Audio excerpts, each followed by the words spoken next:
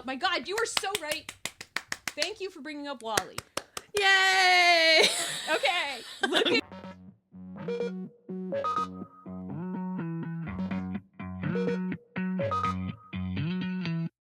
Hey everybody, welcome back to Fandomly Speaking. Where each week we speak randomly about fandoms. I'm Liza. And I'm Melissa. And this week we're going on a side quest. We're going on a side quest into dystopian media because we kind of are living in it. And yeah, we don't feel like we can not acknowledge that. Right. And so usually we say spoiler warnings, but I want to say there might be trigger warnings for today. We're going to be talking about current events maybe and how they relate to some of the dystopian media that we've been reading and loving all our lives. So just FYI. Yeah. And, you know, we understand, like, it's really hard for us to exist in this time. And it's very hard. What I'm about to say, I'm not taking anything away from dads. I'm just speaking because I am a mom. So that's my experience. It's really, there's a lot of grief and pain as a mother in this time and watching what's happening. And so like, if you know, is a subject that is just feeling a little too heavy and you're like, nah, I can't. I love you guys, but I can't. That's fine, right? We all need to do what we need to do to keep ourselves taking care of ourselves. Yeah, taking care of ourselves. But and the other spoiler/trigger warning is we are two genx autistic women, and so our conversations are in no way linear. They're really not. No, really not. I'm the one who edits us, and sometimes I just crack up laughing. Where did we go? Mid-sentence, and then I remember something from five conversations earlier in the show, and I'm like, oh, I remember the guy's name. It's like, oh God, Melissa. So that's how it's gonna go. But anyway, so what'd you do this week in geeking? I am still watching the OA just to catch up so we can talk about that. My daughter has me watching an anime called Mob Psycho 100. So if you guys watch anime, I've been watching that. And I've been reading Air by Saba Tahir. I really don't understand why An Ember in the Ashes series is not bigger than it is. Like, I don't understand why it didn't blow up like ACOTAR did. It is such a good series. Saba Tahir. An Ember in the Ashes. And this book that I'm reading right now is like a 20 years in the future sequel from that or after that. So that's what I've been doing. And of course, playing Animal Crossing as we got our update yesterday. Did you download it? Oh, of course. Of course I did. I have to tell you, yesterday I have my Garmin watch, and I don't know if you have a little thing like that. You have a ring, right? I have a ring, yeah. It tells me my stress levels, which is just fantastic all the time. It thinks I'm dying the majority of the time. And it has my levels. It goes from like blue when you're at rest all the way up to orange and red. And yesterday, from the time I woke up, it was like orange, red. And then I sat and played Animal Crossing during lunch and it was like blue. And then I started work again and it was orange, red. So it was like, oh. So okay, so that's the only thing that's got me calm is Animal Crossing. Yeah, I actually ended up having a hissy fit because I have a Switch Lite. And no, but I can still download it, right? The friggin' thing won't charge. I have tried it with 3 different chargers, and like it says it's charging, but it doesn't charge. And I'm just like last night I was like, don't do this to me now. I can't, like, come on. I feel like that's a lot of life right now. It is. For me this week in geeking, I have no idea. I've been re-listening to the Expeditionary Force videos, books, you know, the Skippy books. Yeah. Because this is like my 3rd time listening. It just make me happy. And I've been going back and forth between Supernatural. So I jumped back in at season 8 because too many times in my life I have watched season 1 through season 7 and like the whole Leviathan thing. I was gonna say, I know where you get snagged. And this time I was like, I'm not doing it. I want to see the other. Yeah. So yeah, I'm in season 8 and you know, it's good. And then I went back to visit with my friends in Bon Temps, so I started rewatching True Blood. literally, because it feels like I'm hanging out with my friends. Dystopian media books, they've existed forever, as long, we had utopia, which the point of utopia, if you ever had to read that in college or high school or whatever, is that there's no such thing. Yeah. And so I don't even think we talk about utopia anymore. Yeah. But we do a lot of dystopia. Now, in the early 2000s, there was obviously a big... There was. But I realized, I thought I read a lot more... Yeah, me too. ...of it. Me too. That's what's so weird. And I actually did make a list, there just wasn't as much as I thought. Now, I did look up on Google and Goodreads dystopian novels, and there are tons. Tons. And I've never heard of and I had not, them. I hadn't read them. So my list is shorter than I thought it was going to be. But I think a lot of these, 1, 2, 3, 4, 5, 6, several of these are like long series. So maybe that's why we feel like that. Maybe. Yeah. Oh, yeah, what I didn't think about the really... I mean, technically Expeditionary Force is a dystopian future because it's like you're going along, it's Columbus Day. Yeah. And then you get invaded by aliens. Yeah. And the collapse of society. So I guess I read a lot of post-apocalyptic sci-fi. Mm-hmm. I guess that's dystopian. It is. Yeah, sure. But I think the more like Hunger Games for me is such, and all of the books, the original 3 books and everything we've gotten after, she's an artist. Yeah. It really crystallizes it in a way that I think it made it really accessible for people to look at class warfare without it's like it's obvious, but it's not obvious. Well, and I also think it wasn't really shown so much in the media, hey, this is the absolute pits of where people are living. And, on the same page, here's what we're doing at the Golden Globes, and now you see them side by side as you swipe. And it's like, holy shit, this is ridiculous. And people are noticing. Yeah. I think... Yeah, so I didn't have as big of a list, and there's then the other thing that I realized is some of these series that came out after Hunger Games. Yeah, I read like the first book and then didn't keep going. Like Divergent. I read all of Divergent. Matched. Read the first book of Matched. I've never even heard of that. Yeah, I was like looking through these. I was like, wait, I've never heard of Uglies. Oh yeah, and it became a TV show as well. It's really big. That's what I'm told. Shatter Me, which is supposed to be big on Book Talk.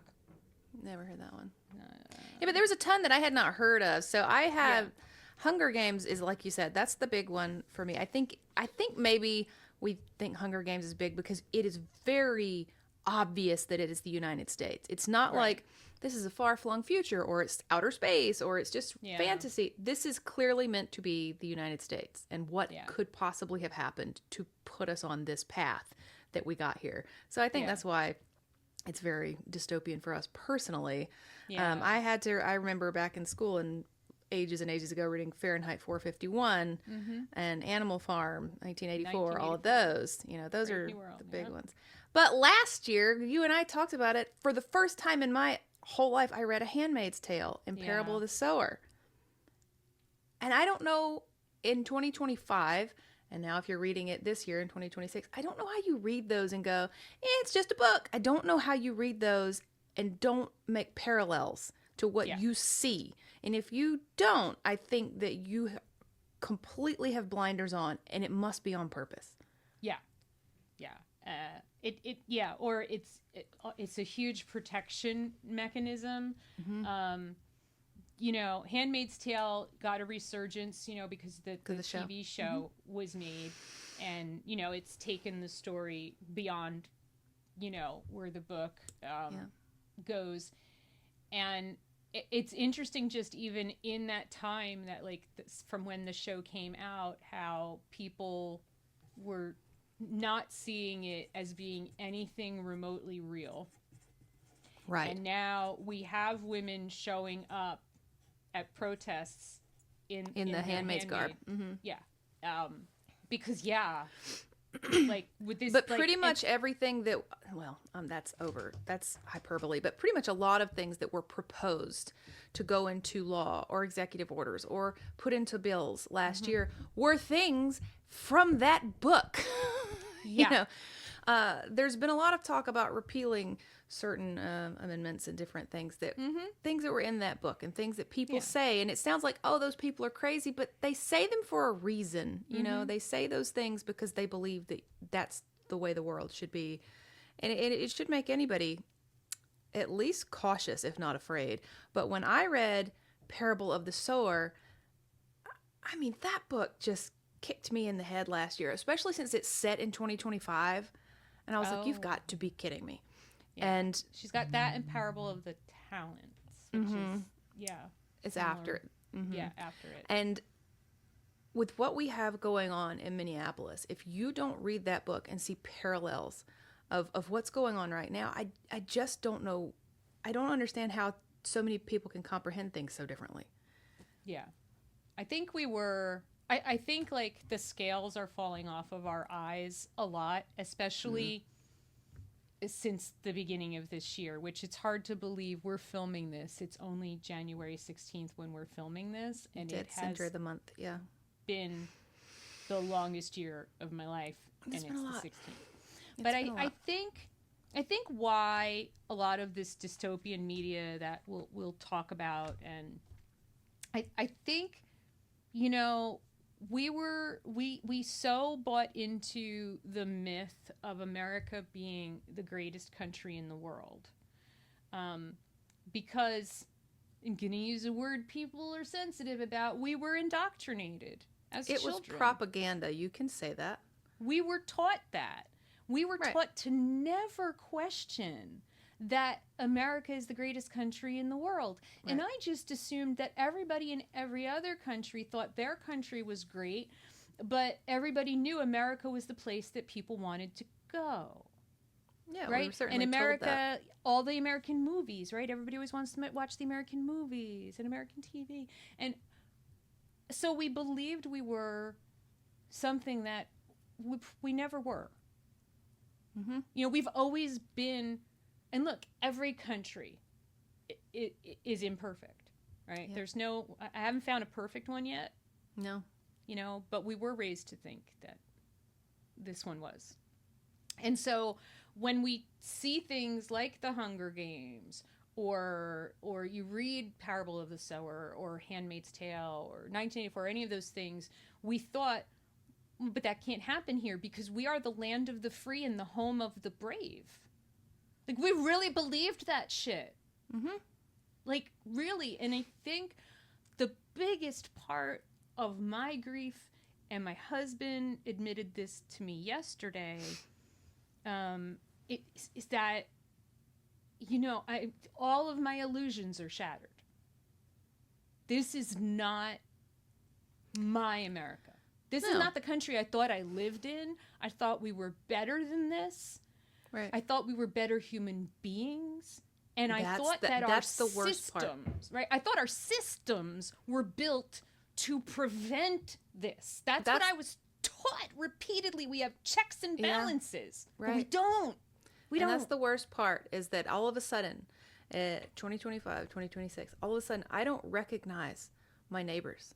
I don't recognize my friends. I don't recognize family members, people that I've known for 45 years. I don't recognize who you are. And how could you possibly believe that? How could you say this and now you say that? How could you change from one thing to the other in the span of months, sometimes minutes? I don't understand it. So I think that's where my grief comes from. And as you said, last year, so I homeschool.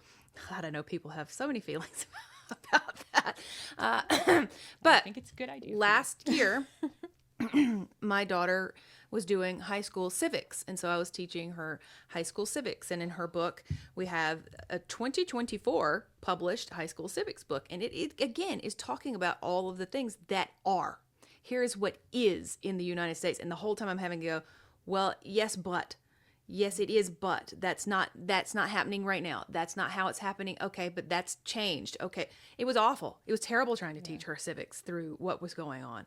Because every other sentence I was like, well, yes, but they're not doing it that way right now. Well, that's been undone. And they don't teach civics. That's always been my husband's complaint, is that at least in the curriculums in New Jersey, civics. I had civics. I mean, we had, when I was in elementary school, right, we had social studies, they called it. That was the newfangled still thing. That. Social That's right. studies. Social studies. Social studies was great, right? And we learned a lot about big the way and different people all-encompassing, lived, and geography and geography, all this stuff. So then when I got to high school, and then we started learning civics. And now we were taught, when we were younger, we were taught how the government worked. But then, when you get into high school, it gets a little more in depth into it, and electoral college and like all of that stuff. And the reality is it definitely is not working that way anymore. Right. And if we're honest, and if we look back like all the way to the 80s, and we can go back even further, but I keep trying to figure out where did this timeline diverge from the main branch? Yeah. I think it was 1980, right? That's what I'm going with. You're not wrong. No, because that's, and here's the thing. I loved Ronald Reagan because I was told to love Ronald Reagan. He was everything an American should be. He stood for everything that was great about America. He told us that America was great and that capitalism was the thing that made us great.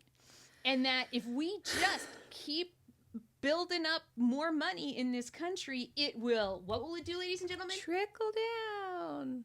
I never felt that way. Diarrhea. It trickled down like that. But what happened? A lot did trickle down, but it wasn't the wealth. Look at the graphs, okay? This is what happened, right? That's the income disparity. The wealth disparity, yeah. That came out of, and so I do think that's when the timeline diverged. I mean, that set us on a path that we are still now 45 years later. We're reaping it. We are reaping it. Yeah. And if you are outside of the United States and you're watching this and you're asking yourself, but why aren't you guys doing something? Why aren't you striking? Why aren't you? This was so evilly engineered, just like in a dystopian novel. I don't even mean to jump in over you there. That frustrates me more than anything. I constantly see that from people, particularly the UK for some reason, but even some of our Canadian neighbors for some reason. I'm like, you guys of all people right next to us should see. I don't understand how they would think that. And it makes me so frustrated saying, why don't you guys we can't. We cannot. It has been, engineered so that we can't do anything.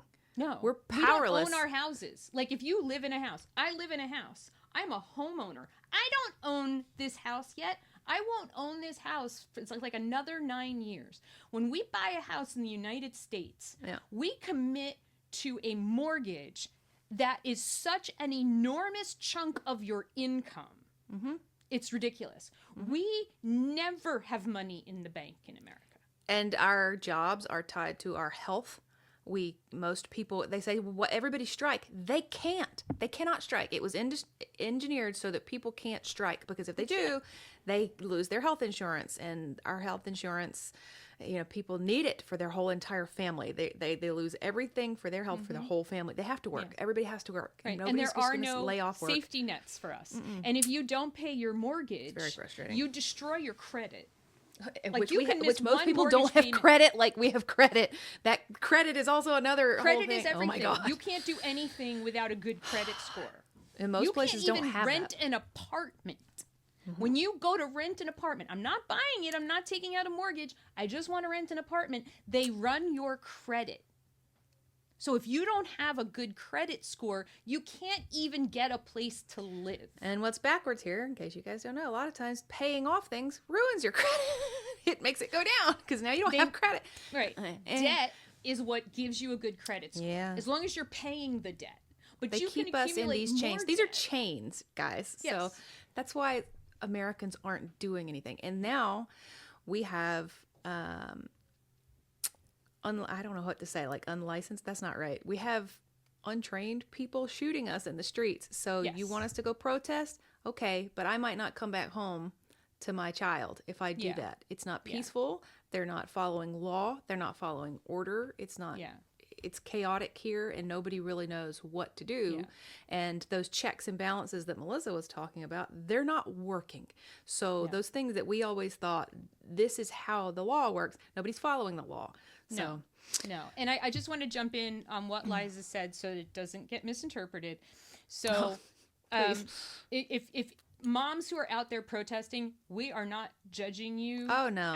at all, okay? Certainly not. We both had a really painful conversation with each other last week because it's like, and now I feel like after I told you, I was like, well, now I want to tell everybody because I do want some people to understand why some people aren't out in the streets. Okay. My son has special needs. Okay. I'm the one who navigates everything for him. All of his medical care, his psychiatric care, his making sure that he's okay in his daily life and that he has meaningful things to do. And I'm not saying my husband doesn't do that, but it's like a thing that one person has to be the captain of, okay? And that's me. So if they come for my neighbors and I go out there to try to save my neighbors and I get taken away, or like Renee Good, I get shot 3 times in the face and die. What happens to my son? Right. How will my husband figure all of that out? Like, I've already started trying to put together documents in case something happens for me because I am getting old. But, like, we don't have a guardian lined up for him yet. So just don't judge people one way or the other for either protesting or not protesting. Yeah. You know, like it doesn't mean that we don't care about it, and I'm doing things that I can on my end. There's some political things that I've been asked to help out with that I'm trying to do, and I've asked Liza if she'll kind of help. There are things we can do from inside the house to try to help the movement. But so I just want to be clear. But that's the thing. If you go protest now, that's what you're risking. It doesn't matter if you're an American citizen anymore. No, it does not matter. Certainly not. They can come knock on my door right now, and because they think I've got some undocumented people in my house. Which again, and now they have to have a judicial warrant. That's but not I have even watched dystopian. Video after video after video. Yes, that's not dystopian. That's not video dystopian. After video after That's video the past, right? That's Yeah. Anne Frank's diary. That's our past. That's the past in our world history. So That was supposed to be the never again. right. And so what you were talking about earlier is that we thought America was this great country and that's what we were fed as kids. What I was talking to my husband, I think maybe to you too, is the grief over when we were kids, especially maybe Gen X. I think millennials have a different experience than us, but especially Gen X, we believed that every year in the future was better than the year before, and it was going to continue to be that way. That's why there were so many futuristic things like Back to the Future, because we believed that we were going to continue to progress. That's what we were told. Hey, the future is progression. It's progress. It's going to constantly get better and better and we get better as people. Everything's going to be so much better. Yes. Everything. And so to come here, and it seems like we're going backwards, and everything is backwards, and we are stepping into so many different wars and militarization. And this is not what we were promised as Gen X kids. This is not what I thought the future was going to be. If we survived global thermonuclear war, the world was going to get better every year, every decade. And, like Gen X that's what we believed. And Gen X is the first generation to not do as well as their parents. Not only are we not doing better than our parents were at our age. Okay. And it's very dependent on your situation. And I would say also Gen X is kind of split. Yeah. Where the older Gen X, I see more as young boomers, and the younger Gen X, we're not doing great. We're not doing great. And the older millennials are not doing great. No. This chunk of mid Gen X to mid millennials, we're not doing very well as adults. No. Economically, things have not gone well. And I talked to someone yesterday for a project, and she's graduated from art school, and of course there's no toy companies are hiring because nobody's hiring, and also because AI, they're like, I don't need an artist, I can just tell Nano Banana what I need. And really, I mean, have you seen Mattel's box art lately? No, is it bad? Oh, it's bad. It's so AI? visibly AI. It's really bad. But anyway, so she got her student loan statement, and they think that this young woman has $4,000 a month. You think that's insane, right? That's what we talk about when we talk about student loans, that people are paying. There are now people who are coming upon retirement age.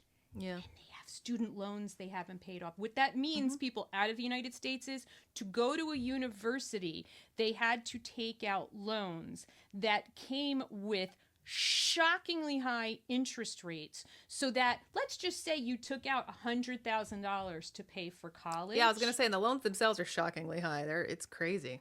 You know, by the time you've paid it back, you will have paid like $300,000 back to the bank or the government. More.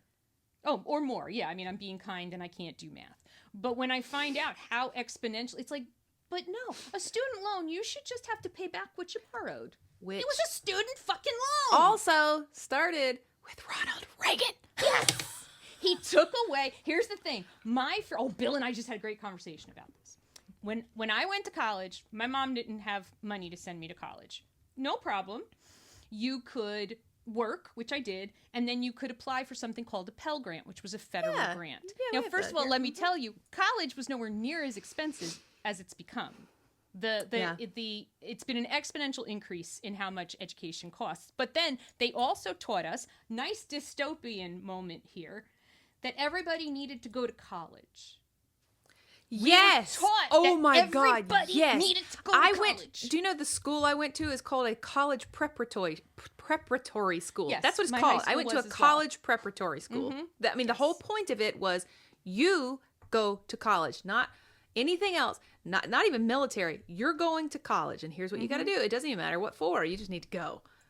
Yep. We were all going, everyone. Yeah, because everybody was, you have to have a 4-year degree. You know, my family was so proud of me because I was the first person in my family to graduate from college, because you had to. Yeah, like if you this was the shit they were started selling us in the 80s. If you didn't go to college, you were basically a loser. And then jobs started requiring a 4-year degree. Yes, then what happened? Everybody got it. And so then we all got a 4-year degree, and now we're all competing with everyone else who's just the same as us. We're all the same. Everybody's got a 4-year degree. It doesn't make you special anymore, so you can't get jobs anymore because everybody's literally got that. So now you have to have 10 years experience for your entry level job. And because the grants went away, right? So I got like a grant the first year, and it was like $300, but it was enough to help me.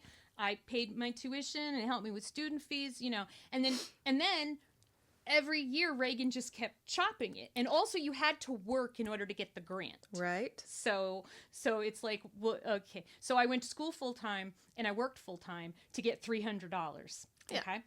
And then the grants went away.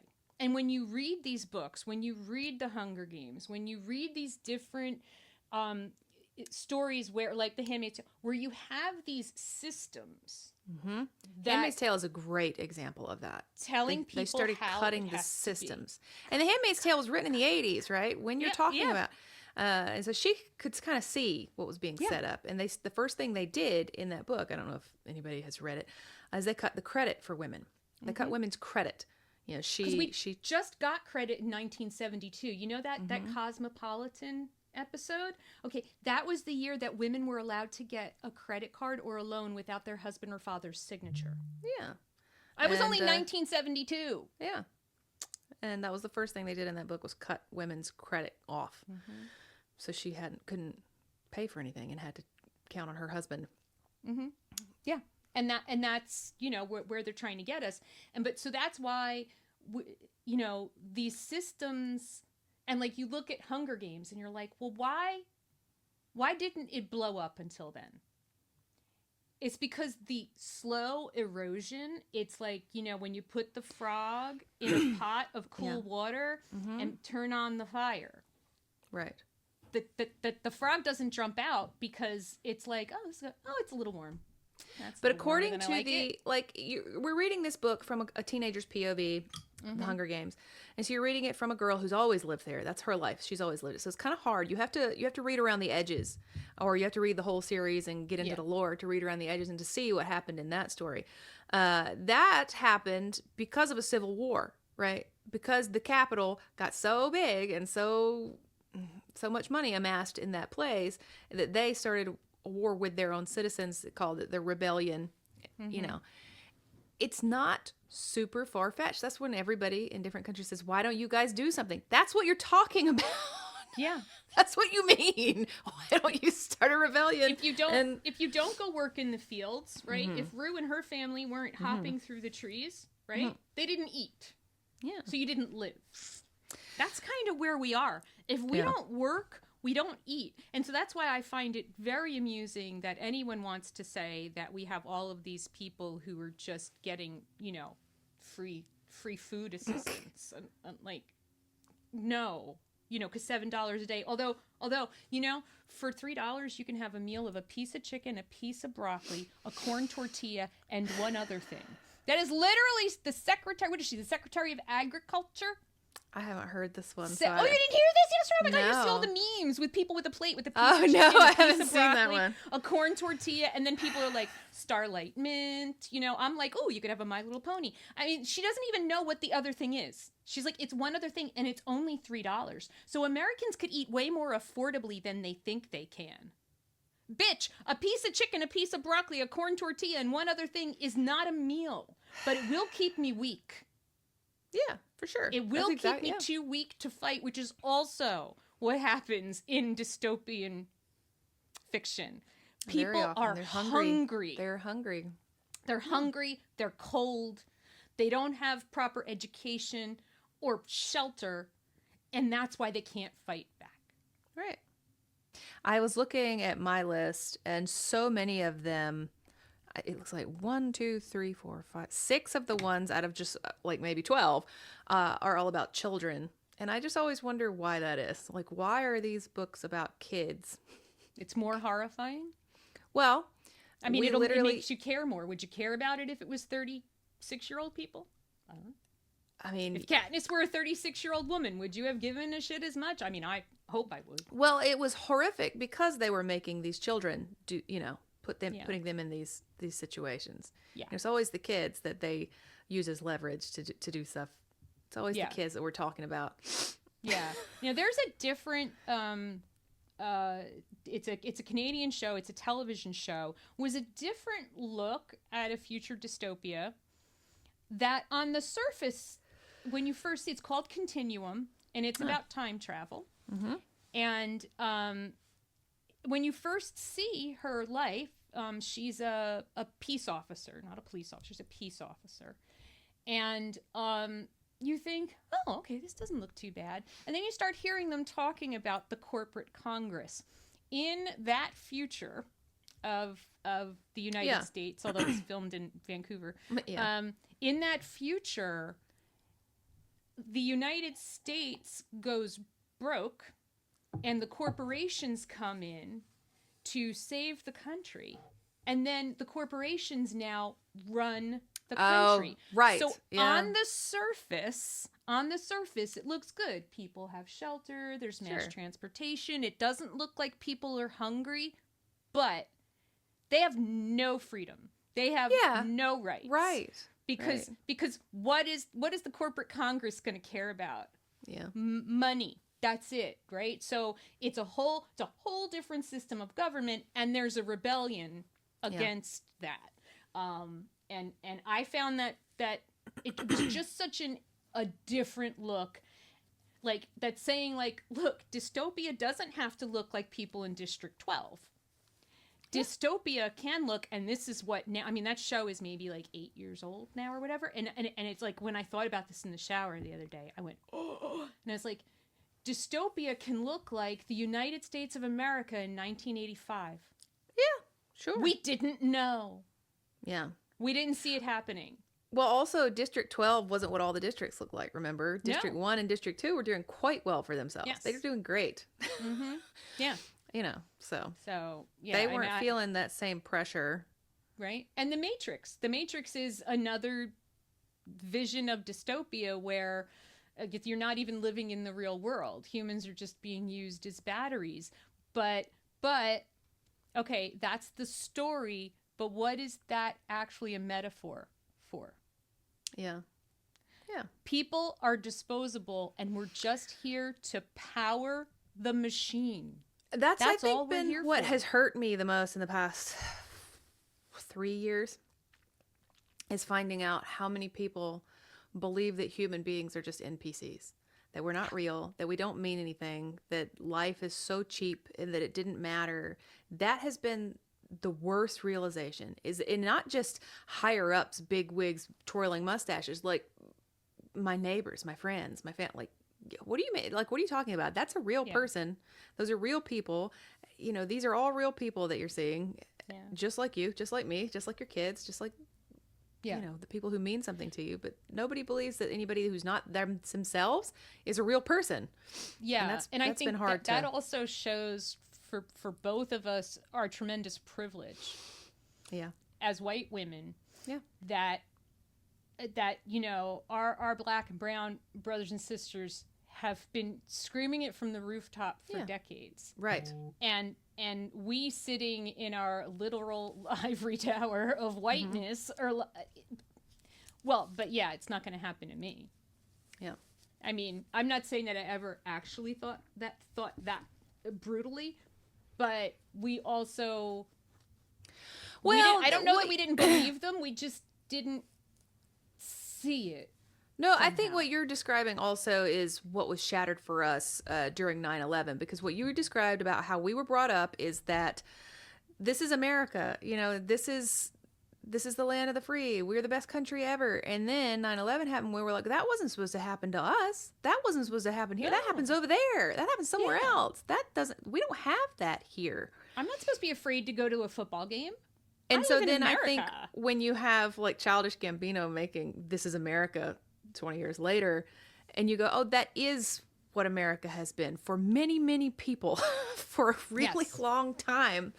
Yeah. You know, they've not felt safe in public spaces this whole time. Ever. And, right. You know, right. And it's interesting, you know, it's just like explaining to your husband or the men in your life that as a woman, I'm never safe. Yeah. Oh, yeah. They don't understand that. No.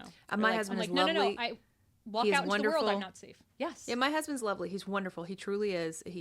He understands, but when I try to explain to him, he does not get that at all. He doesn't. And he'll say that the thing that just makes me like, oh my God, dude, where he goes, I just couldn't live like that. I'm like, because you don't. You don't live like that ever. Do I have a choice? What is my choice? What the heck? Seriously. You know, that's, and so I think that's why there's sort of those levels, and we're even kind of seeing that in what I do hope is a great awakening in America, is that, like I said, the scales are falling off and people are starting to see, is that even you know, like I said yesterday, like my husband finally broke, it's finally gotten to that. My husband is 6'3", he's 275 pounds. He's a big, giant, old white man, right? So he has never had to be afraid in his own country before. And now he too is having to ask himself, am I, you know, I believe I'm the kind of person that will run out into the street to protect my neighbor. We had that conversation yesterday too. Yeah. Am I going to get killed if I do that? We had that exact conversation as well. Yep. Yeah. And your husband served. So 21 years. He's served our country. And it has to be shattering. It is. It has been.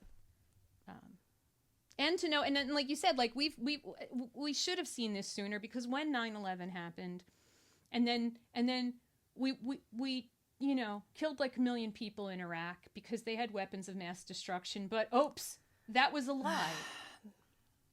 What? Yeah, we're America. We don't do that.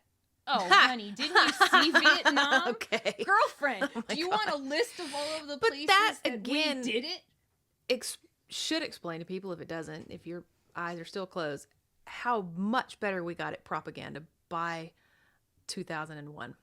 How much better the propaganda was immediately, right away. Yep. So that we all fell in line and went in the right direction. Do you know how come we're in this situation right now? We were, I gotta tell you, our leaders had that Homeland Security bill ready to go.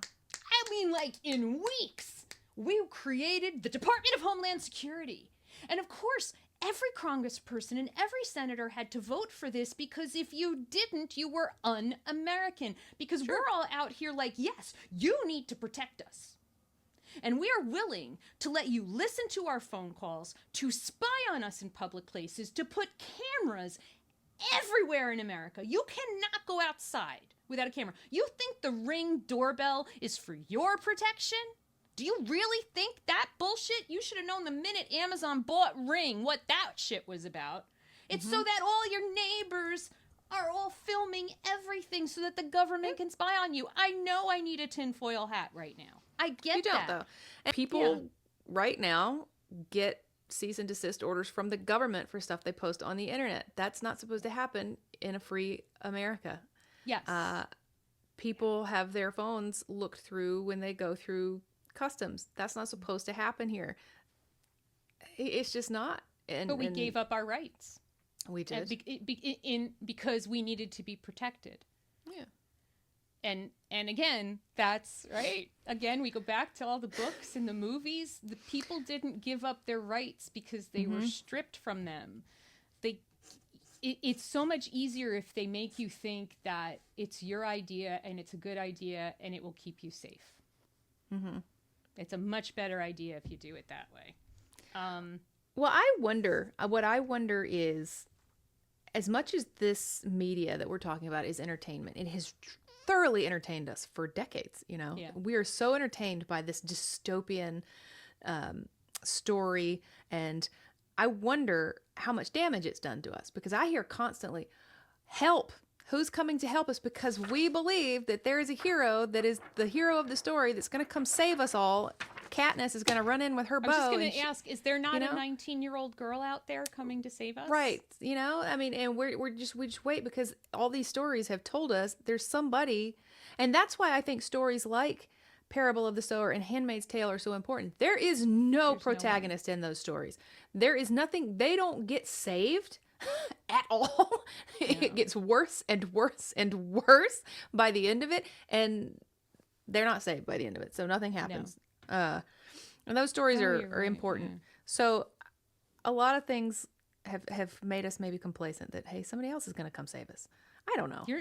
No, I think you're actually really right, because in my head, I am still waiting for somebody to come and save us. Yeah.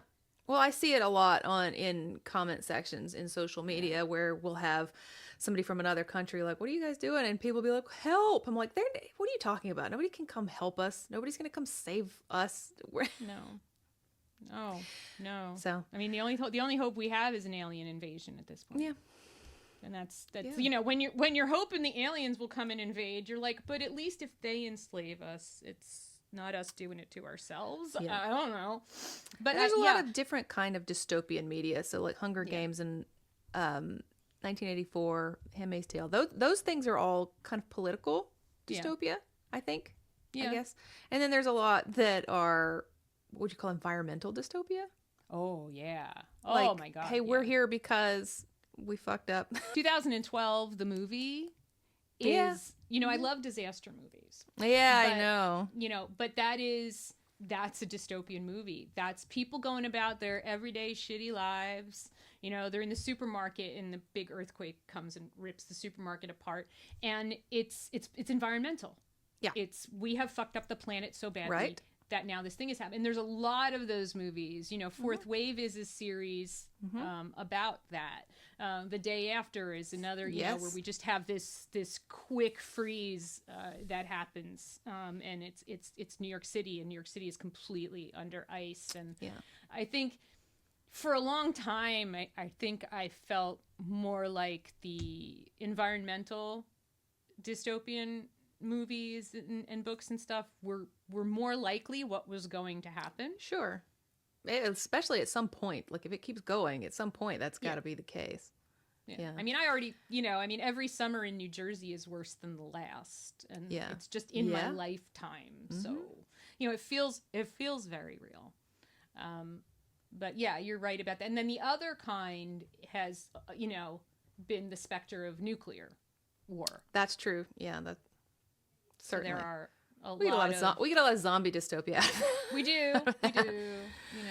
There's also a kind, though, where it kind of goes more to what you were talking about. It's kind of like this one thing has happened, kind of dystopia. Not like this one thing has caused, like people who write a lot about that, like our Stephen King, like he wrote The Stand. Yeah. Like this one thing has caused this to happen. And do you know how awful it was not knowing what The Stand was about and picking it up in March 2020? That was not smart. I remember you told me you did that, and I was like, what the fuck?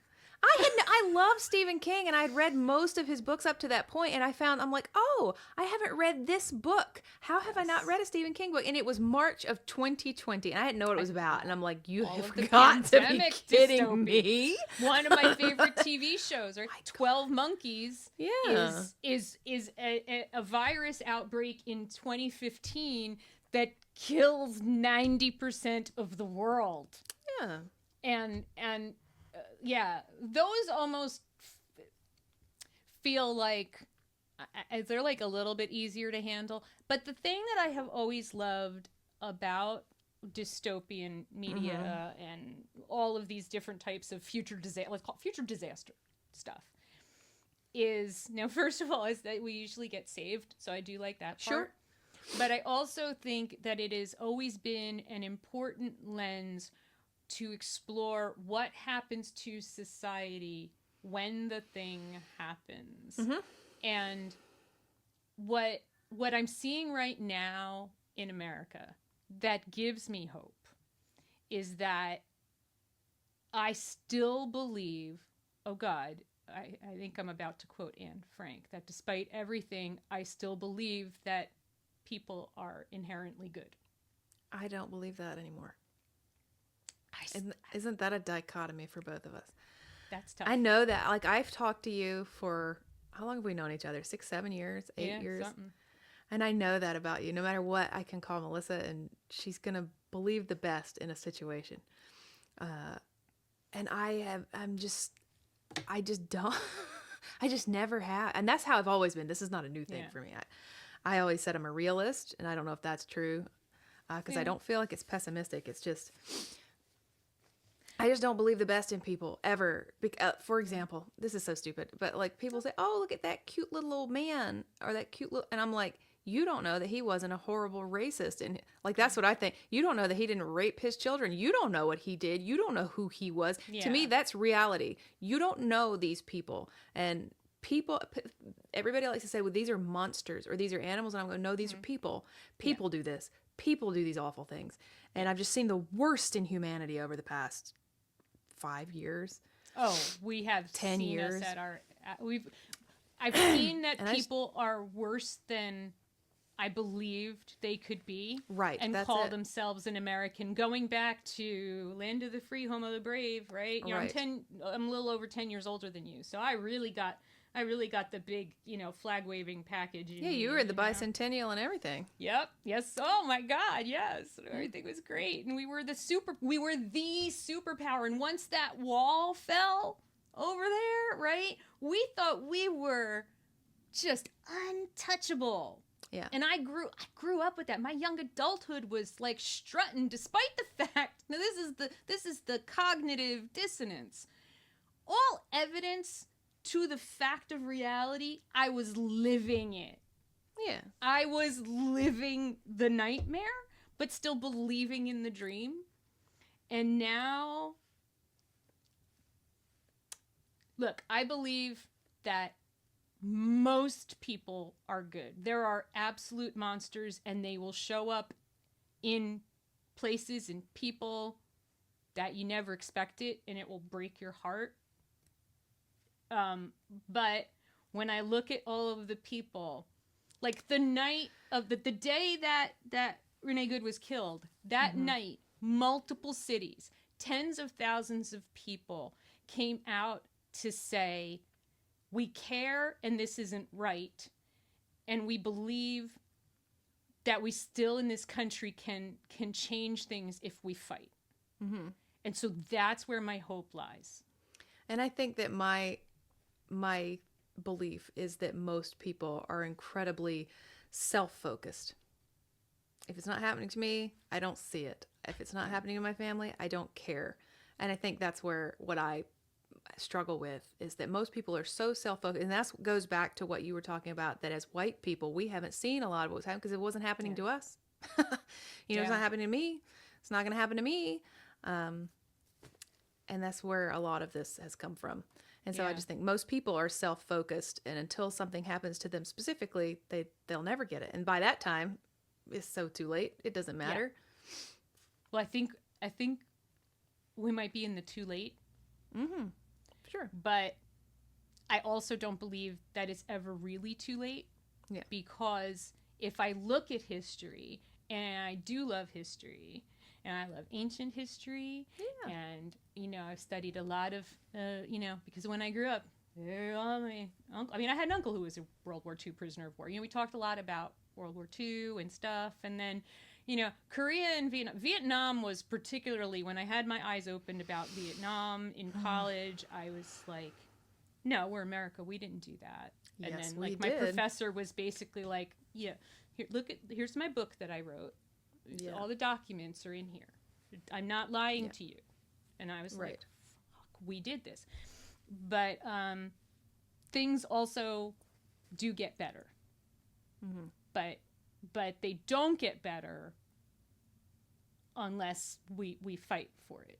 And I just think in America, we haven't really we haven't experienced that. Like, we thought we experienced it with the civil rights movement. And I think we did get somewhere, but I think we also got the illusion of civil rights and equality. And all of the black and brown people who know me right now are like, girl, you just figured that out. Right. That's what I'm saying, though. That the progress, again, is how you see it. Because as white people, you would see it as oh, there's so much progress made. And brown people are like, we stayed struggling. We stayed struggling. And again, the intersectionality, as women, men are like, you guys got whatever you want. You have all the rights we have. And we're like, we're still struggling. We're still pushing on these things, 50, 60, 100 years later. Yeah. And you're trying to take away every inch that we got. Yeah. And also stupidly, when we do our 1982 issue of Cosmopolitan, that what we thought we got, the freedoms that we thought we got, we didn't realize that we were still going to have to do all the other stuff too. Yeah. So we really screwed ourselves over because we didn't do that right. So now it's like, you can be anything, but you also still have to be all of those other things that women are. Yeah.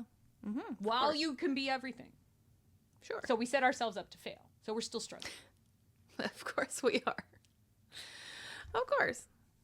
And I wonder a lot lately, especially with the popularity of all media. I mean, media is popular. I just wonder about people. I wonder about people a lot, too. I wonder about people. I just wonder about people's inability to comprehend what they read and absorb. I know a lot of people on the other side of the political spectrum for me who love the Hunger Games. I'm like, how can you watch that and not understand? Yeah. How can you watch Star Wars and not understand which one you are? I know. How do you think that you're in the rebellion when you're in the Empire? I don't understand it. Yeah. And so I do wonder about a lot of people who are reading these media or watching this on television and movies, and they just don't get it. They don't see the parallels. It is strictly media to them. When I put out there on our TikTok, hey, everybody, convince me to read Dungeon Crawler Carl. Just tell me a little thing. And somebody put a man and his cat fight space capitalism. And I was like, oh, that's great. I'm going to do it. And then somebody commented under that, that's so stupid. This has nothing to do with capitalism. You're an idiot.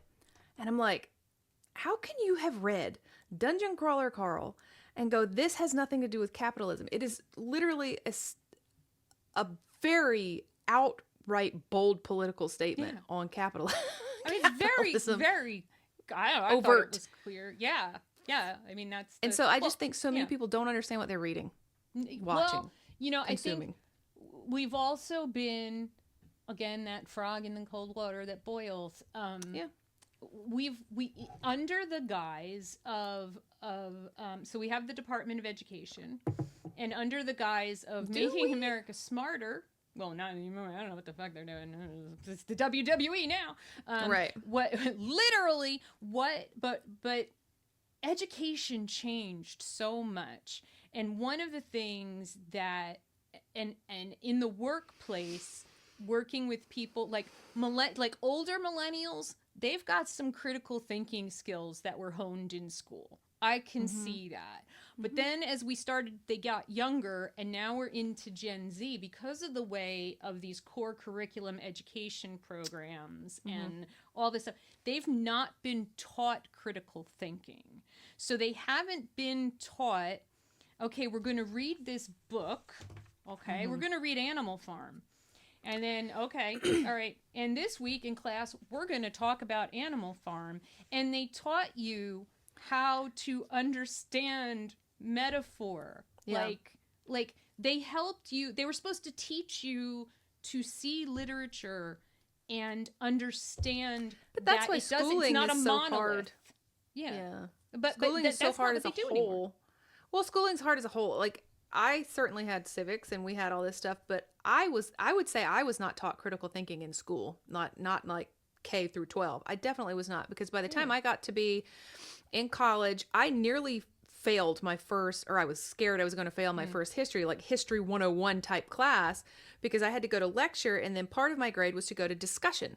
Right. And I was terrified because I'd never been asked my opinion about anything historical. I thought you read it and then you put it on a test. I didn't know we were allowed to think about history. And so being asked to do so for the first time at 18, I'm like, what do you mean? What do I think about that? What are you talking about? I didn't know. I wasn't taught that. I was told, here's what happened, write it on a test. You know, so I was not taught that. So and then I my had a Catholic husband, education, I wonder.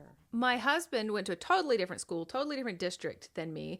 And we in my school had to read a lot of books, lots of books, lots of discussional books. He didn't read books in school. I was like, what do you mean you didn't read books? He said that they would have like samples of the book in the textbook, and that's what they would read and talk about that only. Now. I've been told that that's what they do now, that they don't so they read did. the This whole was book. 30 years ago for him, you know, and he never read a book in school. Wow. Yeah. Wow. So I don't know if it's like new or if it just depends on the school district or the teacher that you get. I don't need know. public school people to comment on this, because I went to 12 years of Catholic school, and so that has its own set of problems. But as long as it wasn't about religion, we were encouraged to think and question. Yeah. And then when I got to high school, grammar school was the Sisters of Charity. So, and they teach and then they do charities. What that order does. But my high school were Dominicans, and Dominicans are very focused on education. And these are extremely accomplished women. These nuns are. They were all like PhDs. But yeah, the point of reading the book was the discussion. Yeah, my school had a lot of literature. Like I did a lot of literature, but but we did it in history too. I didn't. We did, and that was part of the reason why I wanted to homeschool. I like a lot of people want to homeschool because they don't want their kids to learn what they're teaching in school. I wanted the opposite. I was like, I want to make sure she learns more than what I did. I want to make sure she gets more of an education and knows how to talk about these things than what I got. And I've actually seen that, because the books that I get her are not homeschool curriculum. I get the public school books, and we teach from that. And the stuff they teach, we do so much outside of it that I'm like, this is all you're getting about this subject, like this paragraph? And even she's been like, wait, this is it? Because we've studied for a month on this subject outside of it. Yeah. So I just don't know. I don't know. School's hard. That's why teachers have a hard time. Well, and I mean, we're not making it any easier for them, because we're not allowing them to sit and look at their classroom and know which way to go with this group of kids, because core curriculum. Here you go. This is what you're teaching. Yeah. You will teach this. You will ask these test questions. That's it. So teachers aren't even teaching anymore. You know, my sister's an elementary school teacher for the past 25 years. when she got here into this district, she was going to be teaching, I think, 4th grade science and math. They gave her no textbook. They gave her children no textbook. She asked if she could have my 4th grade textbook that I taught my daughter with to make her lesson plans because she had no textbook and they didn't have a textbook. I'm like, this is in public school here. I'm like, what? What? And since she's been teaching for so many years, she was able to do that with no problem, but they didn't give her a curriculum. They didn't give her guidance. They gave her no books. Her kids had no books. She just had my book that I taught my child with that she did her lesson plans from. So I just don't know. Yeah, it is. The whole, so every kid is getting a wildly different education across the states. Mm-hmm. And we wonder why people don't have a watered down education. Skills. Like, we chose to homeschool when Caden was supposed to go to middle school for a number of factors. But what totally clinched it for us was we went to the, open house orientation for parents at the middle school, told us that, they do what they call specials. And they're like, so we have 3 specials per year, right? Mm-hmm. And one of the specials in 6th grade, so this means that it's 3 months, basically, I think it's a special, was American history. And my husband and I were like, excuse me, do you not teach American history like all year? Do you? And they're like, no, it's a special. And I'm like, what the fuck? But see, that's what we ran into. That's what I ran into. So we would every year, especially from like maybe late elementary, like 10 years old and up, we were studying a person for an entire month. So she did like an entire month on Rosa Parks and the entire bus boycott. We did an entire month on like Martin Luther King Jr. and we did an entire month on Harriet Tubman, and like she's done a whole month study on these people and what happened. And then when we got into her school book, and the Civil War had a paragraph, and we got to it, and I'm like, oh, she's like, oh, here comes the Civil War, because we're about to go big study into this because she's done so much. And she was like, was that it? And that's so that public school book, that's what the kids got. Unless their teacher was a good teacher and gave them more, that's what that particular school book had, was a paragraph. And this was for maybe about like 8th grade. And this is how we got here. And so, different places are getting a wildly different education from each other. Yeah. And so people read and everything is math and science. That's the other thing. The other thing that we were told was going to make us better Americans was if everybody got really good at math and science, because the Asian people are really good at math and science and they're kicking our asses and we're America and we can't have that. So everybody has to be good at math and science. And if you're not good at math and science, you are a waste of space. I have dyscalculia. Numbers mean nothing to me. And I didn't find that out until I was a grown up and my son got diagnosed with it. And I went, oh, so I have it too. Stupid. I have it too. Stupid like I was told my whole fucking life. Mm-hmm. The numbers don't mean anything to me. But let me tell you, I thought that I was terrible in math my whole life, kindergarten through college. I thought I was awful in math. And what I learned when I started homeschooling my daughter, and so now she's got what is it called? The new math. What do they call it? I don't know. I call it the new math. Well, okay. I don't know. We've done new math so many times. I don't know what the new math is. Common Core. Yeah. Okay. Right. Yeah. So she's got this new math in all the textbooks because it's the public school textbooks. And what I realized when all the Gen X are like, oh, this new math is so stupid. I'm like, oh, this is how I do math. And so what I'm teaching her, I'm like, that's how I taught myself to do math in elementary school so I could do it. Everything adds to 10 and then you take it away from 10. That's how that's how they're teaching them. And all the old people are like, that's so stupid. That's not how I learned it. And so I think they do that in India. That's how they do math in India. Is I had learned math. If I had been presented with different ways to do it the way they present them now, maybe I wouldn't have thought I was so stupid. Because maybe if I'd learned that this way is acceptable so long as you get the right answer, I wouldn't have felt so dumb. Yes. But also, my daughter just took an algebra test, and this test took her 2 full hours. She made a 95. She got 95% right. But 2 hours, would she have had 2 hours in school? No. She'd have had 45 minutes. She wouldn't have finished half of it. She'd have failed, and she would have felt dumb. But she's not dumb. Yeah. So, yeah, it's just school's not set up to help kids learn. No. And that was the other thing we thought we were great at. And it turns out we're not. No. And, it's interesting because we don't see a lot of utopian fiction. Maybe that's not interesting, or maybe people just realize that's not ever going to happen. No. I mean, I know utopia isn't real, and I did not YouTube. YouTube. I know YouTube isn't real. I know YouTube isn't utopia. That's what I know. Right, for sure. But I I thought we were better than we are. And it's harder now when I do, like when we read Sunrise on the Reaping last year. Oh, my daughter's reading it right now. Oh my God. And that one, I think what's really interesting about that is because we're going back to sort of the beginning of the Hunger Games. And so more. Mm-hmm. And this is it was a middle. It was 50 years in. It was 50 years in, I guess. Yeah. But so it's before Katniss but when things were still not the spectacle that they have become. Right. But Suzanne Collins, not a dumb woman. There's a reason why she's doing that, is because also it's like, do you see the erosion? Do you see how then it's going to lead into the Hunger Games and how we come out the other side? But like, she's trying to get you to see the decline part.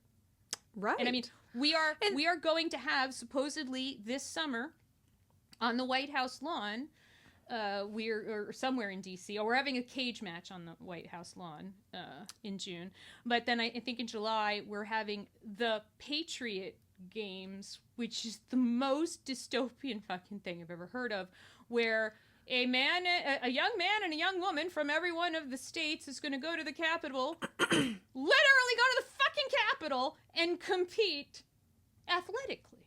Well, there was another man within the past 100 years history who liked to have young people compete. Yep. As well. Yep. Just show everybody how great Germany was. And show everybody how great America is. Right. That's where we're living right now. That's where we're living right now. Nobody wants to come here for the World Cup, and I don't fucking blame you. And here's my... I don't think we should have that World Cup. I don't think we should have the World Cup, and I do not think we should have the Olympics. Me neither. I'm very, very, very concerned about the people who are going to come here. And if they have not been paying attention... Here? Who? You might not ever get to leave. You might end up in murder prison, concentration camp in El Salvador, even though you're French.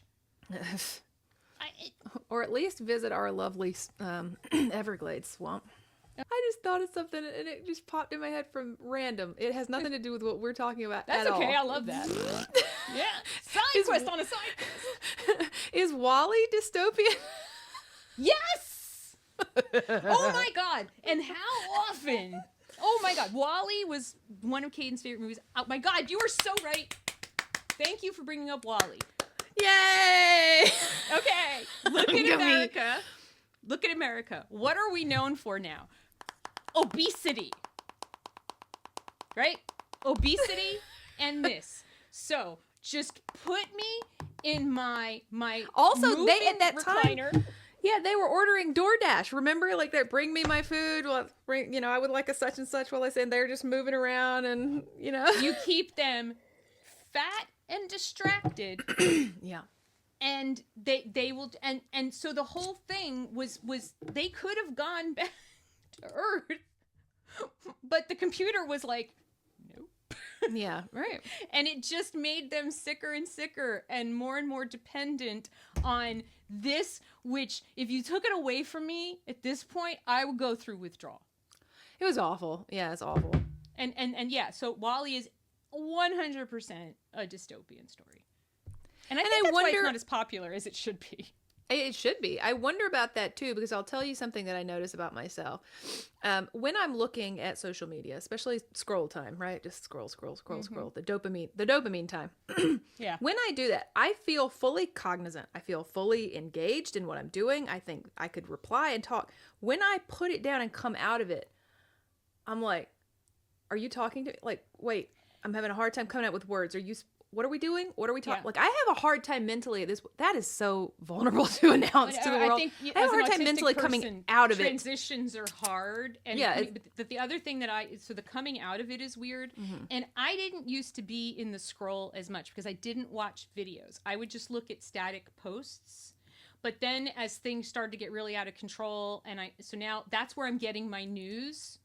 I blame T because she got me onto TikTok in 2020. Oh, yeah. She's like, you gotta get on TikTok, girl. And I'm like, all right. I'm not here.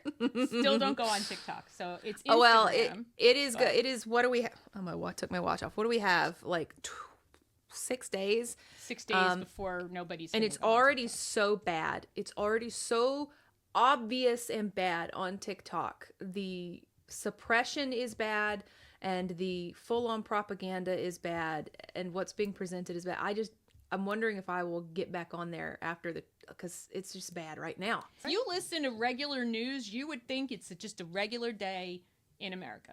They are not mentioning any of this shit.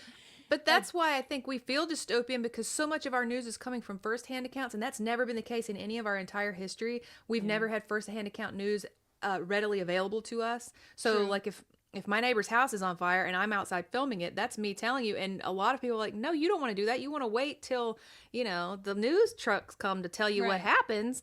And I'm like, well, I'm seeing it right now. And that's what we got on TikTok and Instagram and Facebook and YouTube is firsthand accounts very quickly of what's going on. Yeah. And that's the first time. I think the internet might be the thing that saves us. Maybe it's not a person who comes to save us. And I know that sounds crazy, but the internet, it's also ruining us at the same time. It's It is, and I am. But what we learned last week, I'm a willing participant in it. Melissa, what we learned last week with Renee Good is that people can see the same exact video and they don't agree with what they saw. No, they see what they want to see. So I don't know that the internet matters. I don't know. It doesn't. It just. I don't know. I feel like more people, like the polling that came out this week is 80% of people who saw the video of the shooting believe that was inappropriate, because I don't remember what the word was that they used, or it was unjustifiable. Yeah. 80% is a good amount of Americans to agree on some shit, because we don't agree on anything. It's usually 50-50. But this time more people are seeing it, and I'm seeing people kind of defect a little bit from where they've been. You are. I'm not seeing it. Little but bit. I'm glad you're seeing it. Little bit. I know. I'm the hopeful one. You are. We're yin and yang. We're Wednesday. That's why we're so good together. Yeah. Yeah. That's right. Yeah, so I don't know what the hell we just talked about, other than the horrors persist. The horrors. Yeah. I think, the things that are recurrent themes in dystopian fiction of any kind are governmental overreach. Oops, why is my phone ringing? And then bodily autonomy also goes away. And a lot of them are capitalism overreach as well. Yep. Mm-hmm. I would say that things like The Running Man and those are about, capitalism. Yeah. Dungeon Crawler Carl, Ready Player One, Ready Player Two. These are all dystopian futures where capitalism has taken over and made it shitty. And in Running Man, I think you also open up the doors to the entire incarceration situation, especially in the United States. There's millions of Americans in jail. Like, it's so stupid, because do you know why? Because, but that wasn't the original story, though. No, but well, it's the Arnold Schwarzenegger version. Mm-hmm. But that's my in the original story, they were starving. You did it because you were hungry. You did it because you were hungry. Well, that's, and what is the other one he just wrote where you just have to walk forever? That's from the 80s, The Long Walk. Really? God. I know you just talked about it recently, and then they made He wrote that as Richard movie. Bachman. He wrote The Running Man as Richard Bachman. He wrote that a long time ago. A very long time ago. I'd have to look at to see the year, but it wasn't new. The Long Walk is not new. I mean, it boils down to... up. It is fucked up bad, The Long Walk. But again, it's about children and having children compete to see who's the strongest in this society, to show the society, hey, we can do this to your children, because it's the same as the Hunger Games. And I wondered if Suzanne took inspiration from The Long Walk, because they took these kids to show them, we're going to take your kids and they have to do this thing. And if they don't, one of them's going to come out and the rest are going to die. And you got to send them or we're going to punish everybody. That was what The Long Walk was about. Yes, she must have read that. Yeah. That's not good. That's really not good. It's not. Yeah. It's not. I But yeah, like so that book's hard. Yeah, no, I don't think I can do that one, especially not now. Yeah, it's hard. It's hard to do dystopia right now. It's about erosion of everything that you would think is good. Mm-hmm. And what, in most, other than the ones where it's like an alien invasion, a pandemic, it usually is a slide to where they ended up. Yeah. You know, and so now we gotta course correct. But sometimes, and like the Hunger Games showed us, right? Catching Fire and the Mockingjay, but Catching Fire in particular, change doesn't happen until you're ready to burn it all down. But that's why I don't understand how people just watch these movies as entertainment. Last year when we did that, and I watched Catching Fire, and I broke down, and I cried so hard during that movie. Yeah. Watching us bomb hospitals, and then them bombing the hospital, pretending like this is just fake and this is entertainment, and going, we're actually doing it. "Are you serious?" And I mean, it was a Have tough you met watch. Gaza? It was a tough watch. So anyway, I know this was a heavier side quest. Our side quests are usually a little more fun.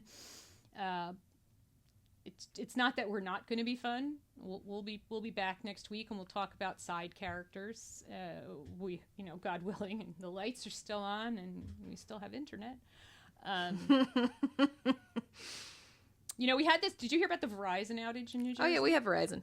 Yeah. Oh, so did you not have Verizon either? My husband and my daughter did not. I did. So my husband and my daughter's was out. Mine was fine. That's so weird. But that, then you see, then I see shit on social media that freaks me out. And they're like, "What if this is a test run?" I'm like, "Fuck! I need to get a landline." Well, but who would I call? Help. Yeah. Who would I call? What would they do? Your grandmother. My grandmother. Why do you douche like your grandmother? Your grandmother. So anyway, if you feel like commenting, if you want to share your own despair, if you disagree with us, that is totally okay. We've said a lot of things. We obviously lean in the same direction. And we are obviously biased Gen X white women who are speaking from our own experience. Yes. Yep. All right, so Liza, where can they find us on social media? Hopefully you can find us. Unless we get our accounts taken We down. hope that you can find us on YouTube and Spotify and Apple Podcasts. We also hope that you can continue to find us on TikTok and Instagram. And we do have a Patreon, so help us out over there. At some point might be the only place we are. You never know. And please subscribe. Please subscribe. We do still have We're a supposed dream. to say that at the beginning, and we forget every time. Every time. We'd like to hit 1,000 subscribers by the time this turns a year old. It'd be great. It'd be awesome. Yeah. It'd be nice if we could get that going on. And until we see you next time. Stay unmasked and overstimulated, everybody. Stay safe, guys. Bye.